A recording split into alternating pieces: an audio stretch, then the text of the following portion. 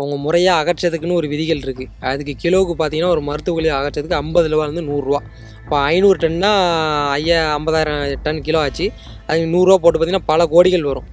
அப்போது அதை ஒருத்தர் ஒப்பந்தம் எடுக்கிறாரு. எடுத்தவர் இங்கே உள்ள ஆள் மூலயமா இணைப்பில் இருக்கிறாரு.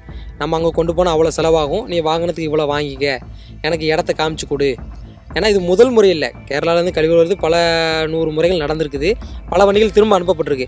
ஆனால் அதிக அளவில் 500 டன்னுங்கிறது பெரிய அளவு. அந்த அளவுக்கான கெப்பாசிட்டி கொள்ளளவு கொண்ட குப்பைகள் இங்கே கொட்டப்பட்டிருக்கு. அப்படிங்கிறப்போ உள்ளூர் நபர்கள் இந்த இடத்த தேர்வு பண்ணியிருக்காங்க. இதில் அரசு புறம்போக்கு நிலங்கள் இருக்குது, மேய்ச்சல் நிலங்கள் இருக்குது, நீர்நிலைகள் இருக்குது, தனியார் சம்மந்தப்பட்ட பட்டா நிலங்கள் இருக்குது. அப்போது உள்ளூர் நபரோட தலையீடு இல்லாமல் கண்டிப்பாக அதை பண்ண முடியாது. ஏன்னா அது வந்து வேறு மாநிலம் அது. அப்படிங்கிறப்போ இந்த உள்ளூர் இப்போ யாருக்குனே 2 பேர் மேலே ரிமாண்ட் பண்ணியிருக்காங்க, குற்றவியல் நடவடிக்கை போட்டிருக்காங்க. கூடுதலாக நாகர்கோவிலையும் 1 பேரை 2 பேரை கைது பண்ணியிருக்காங்க. இது வரைக்கும் 3 பேர் கைது பண்ணியிருக்காங்க. முதல் கட்டமாக சுத்தமல்லி பகுதியில் உள்ள 2 பேரை அவங்க கைது பண்ணியிருக்காங்க. அவங்க உள்ளூர் நபர்கள் தான். அவங்களுடைய இன்ஃப்ளூயன்ஸ், அவங்களுடைய தலையீடு மூலமாக தான் இந்த இடங்கள் தேர்ந்தெடுக்கப்பட்டு மறைமுகமாக இவ்வளோ நாட்கள் கொட்டப்பட்டு வந்திருக்கு. உள்ளூர் அதிகாரியும் சரி, அரசியல்வாதிகளும் சரி, அவங்களுடைய தலையீடு கண்டிப்பாக அதில் இருக்குது. அவங்களும் யாருங்கிறத நம்ம பார்க்கணும் கண்டிப்பாக.